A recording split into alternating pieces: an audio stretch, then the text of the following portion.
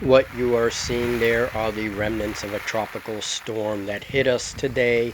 It came with a lot of wind, a lot of rain, some flooding, uh, and unfortunately, the studio did take some minor damage. The front door was blown off one of its hinges.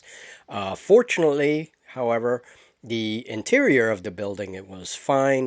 Nothing more than just a few papers blown about, but everything else is fine. For any of you who are in the paths of these storms, do be safe, and I hope everyone is safe out there. Having said that, let us go to the topic of this video.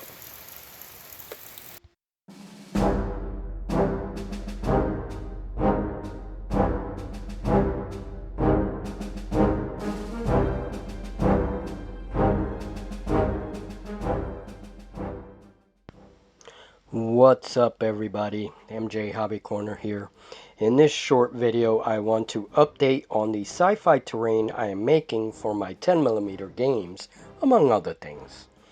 But first, if you want to help support the channel and the work I do, hop on over to Wargames Vault and check out Scratch Builder Monthly. All of these projects are detailed in that little publication. Or you could simply visit our Patreon. Patrons get a copy of Scratch Builder every month. So last month, I began working on a series of sci-fi buildings for a cityscape using nothing but recycled materials and low-budget techniques, and I do mean low budget. The terrain also includes a cityscape mat that uses mesh on a $5 tablecloth.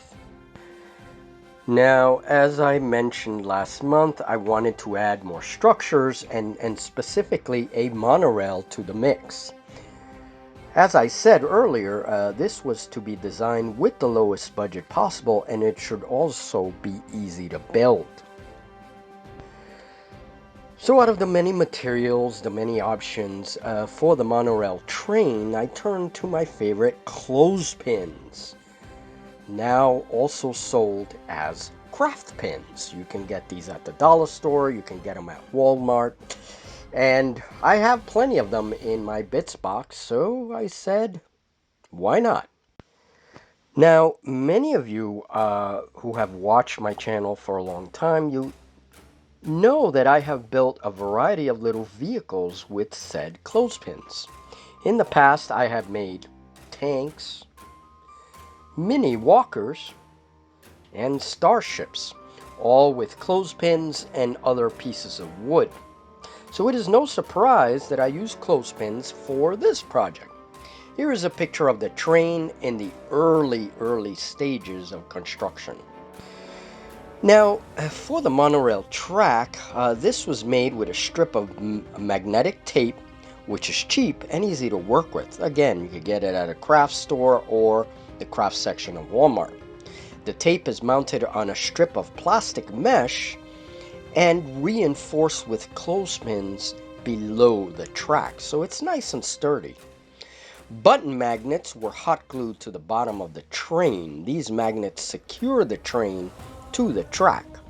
Another combination of adhesives that I used for this project is tacky glue and super glue.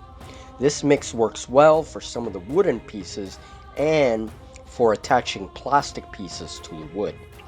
The rail is modular. It is made up of 3 pieces and comes apart so that I can store it. Once assembled, the track is primed in gray and set up on the cityscape mat. One thing to note is that the little mesh A-frames supporting the track are also cut so that little pegs stick out of the legs, thus inserting into the mesh that is already on the mat. This helps secure the track to the cityscape mat.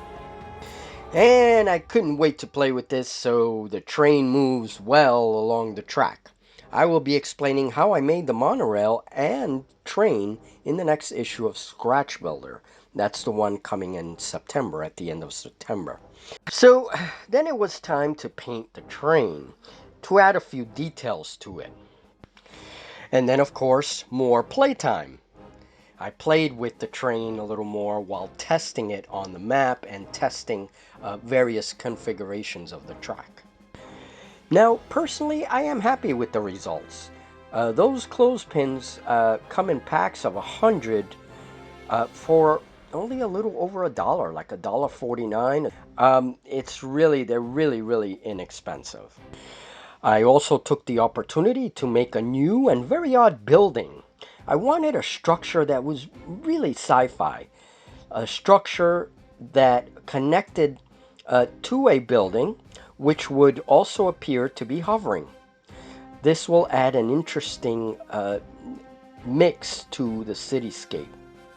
Aside from using this cityscape for 10mm wargaming, I also plan on using these setups to aid in my storytelling for 5 Parsecs from Home. The cityscapes serve very well as backdrop while I tell the story. They may also serve me in some role-playing games. Note that I started the window details on the new building. I also painted some of the original buildings that I made last month, like the landing pad here. And here is a view of the cityscape with some of the buildings slowly starting to show some window details. I'm currently in phase 2 of the project, but I am not finished, not by a long shot, as I plan to ambitiously add more details and structures. A big ambition of mine is to include some civilian vehicles as scatter terrain, an elevated highway, and some holographic billboards. It's all possible with scratch building. Well, I'm going to end this short presentation with Simon. Here he is. He always loves to come hang out in the studio when I'm working. So thank you very much, guys. I will see you soon. Be very safe out there. And again, if you're interested in this project, look out for Scratch Builder Monthly. That's where I will post all of the details how I made and how I continue to make structures for this cityscape. Thank you very much, folks, and I'll see you in the next video.